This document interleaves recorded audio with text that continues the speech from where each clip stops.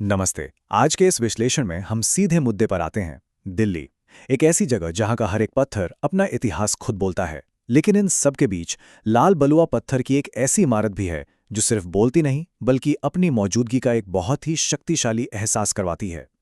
ये कोई आम स्मारक नहीं है, इसके पीछे एक बेहद दिलचस्प और गहरा रहस्य छिपा है। 72.5 मीटर आसमान को चीरती हुई कुतुब मीनार की ये ऊंचाई सच में हैरान कर देती है। लेकिन इसकी विशालता और इसका ये भौतिक पैमाना तो इस पूरे रहस्य की बस एक छोटी सी शुरुआत भर है। सच तो ये है कि ये मीनार सिर्फ अपनी इस ऊंचाई के लिए नहीं जानी जाती। और यहीं से आज का सबसे बड़ा सवाल खड़ा होता है। आखिर क्या ये इमारत सिर्फ नमाज की अजान के लिए बनाई गई थी, या फिर ये एक चेतावनी थी, एक बहुत बड़ा ऐलान? आज के इस विश्लेषण में हम ये नहीं देखेंगे कि इसे कैसे बनाया गया, बल्कि हम उस रहस्य पर अपना ध्यान केंद्रित करेंगे कि आखिर इसे क्यों बनाया गया था। भाग एक स्मारक से अधिक।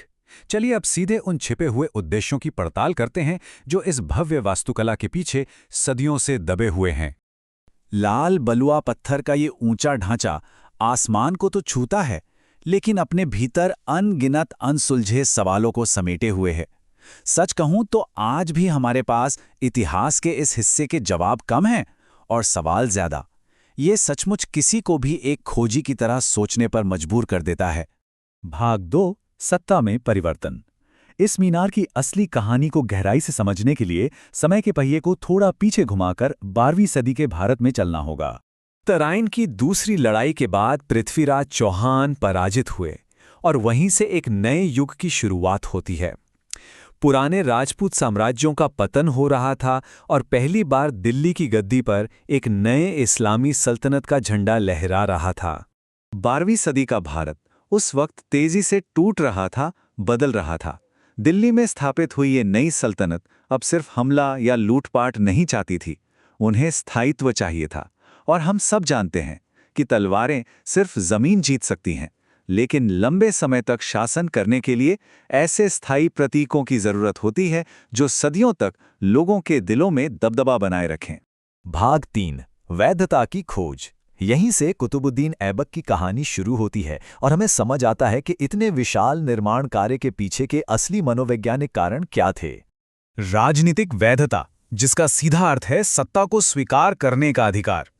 अब देखिए, कुतुबुद्दीन ऐबक के पास सैन्य शक्ति तो भरपूर थी, लेकिन उसके पास ये राजनीतिक वैधता नहीं थी। और जब किसी भी शासक को अपनी ताकत साबित करनी होती है ना, तो वो कागजों पर नहीं बल्कि पत्थरों पर इतिहास लिखता है। ऐबक ने बिल्कुल यही किया। ऐबक का अपना सफर भी बहुत ही रोचक है। एक गुलाम के रूप में शुरुआत, फिर एक सुल्तान बनना और अंततः इतिहास का निर्माता। उसकी इसी पृष्ठभूमि ने उसे इतिहास में अपनी एक स्थायी छाप छोड़ने के लिए प्रेरित किया।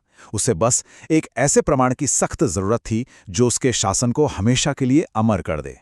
ये कल्पना करना भी हैरान करता है कि कुतुब मीनार की पहली मंजिल का निर्माण किसी महायुद्ध से कम नहीं था। सोचिए, बिना किसी आधुनिक मशीन या क्रेन के भारी भरकम पत्थरों को हजारों मजदूरों ने रस्सियों और सिर्फ अपनी शारीरिक ताकत के बल पर उठाया। हर एक पत्थर को ऊपर तक पहुंचाना उस समय के मानवीय प्रयास की बिल्कुल चरम सीमा थी। लेकिन इतिहास कभी सीधी लकीर में नहीं चलता। ऐबक की अचानक मृत्यु हो जाती है और मीनार की नींव अधूरी रह जाती है। इसके बाद सत्ता शमशुद्दीन इल्तुतमिश के हाथों में आती है। इल्तुतमिश ये बात बहुत बखूबी समझता था कि अगर मीनार अधूरी रह गई तो जनता के बीच सत्ता की छवि भी अधूरी और कमजोर लगेगी। इसलिए उसने निर्माण फिर शुरू करवाया, नई मंजिलें जोड़ी और मीनार को एक भव्य पूर्णता दी। भाग 4, अजान या विजय स्तंभ। अब हम इस स्मारक से जुड़े सबसे बड़े और सबसे दिलचस्प ऐतिहासिक विवाद के बारे में बात करेंगे। इस इमारत के असली मकसद को लेकर मुख्य रूप से 2 दृष्टिकोण हैं। सरकारी इतिहास कहता है कि कुतुब मीनार अजान यानी प्रार्थना के बुलावे के लिए बनाई गई थी। वहीं आलोचनात्मक इतिहासकार मानते हैं कि यह असल में एक विजय स्तंभ था, जिसका उद्देश्य नई ताकत और प्रभुत्व की घोषणा करना था। यह रहस्य इतिहास के पन्नों में आज भी कायम है। लेकिन चलिए थोड़ा तर्क लगाकर सोचते हैं, क्या वाकई सिर्फ अजान के लिए 72 मीटर ऊंची मीनार चाहिए थी? दिल्ली के आसपास उस वक्त पहले से ही कई मस्जिदें मौजूद थीं, तो फिर इतनी विशाल संरचना की क्या जरूरत आ पड़ी? ये सवाल कहीं ना कहीं विजय स्तंभ वाले सिद्धांत को बहुत मजबूती देता है।